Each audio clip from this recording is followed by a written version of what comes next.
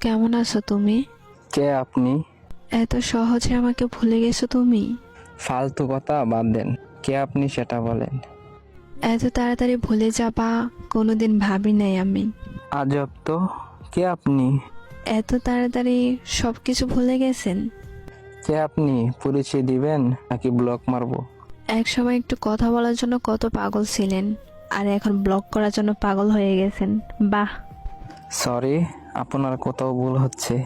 আমাকে চিনতে পারো নাই? আমি তোমার জান্নাত। কোন জান্নাত? এক সময় তোমার জান ছিলাম, ওই জান্নাত আমি।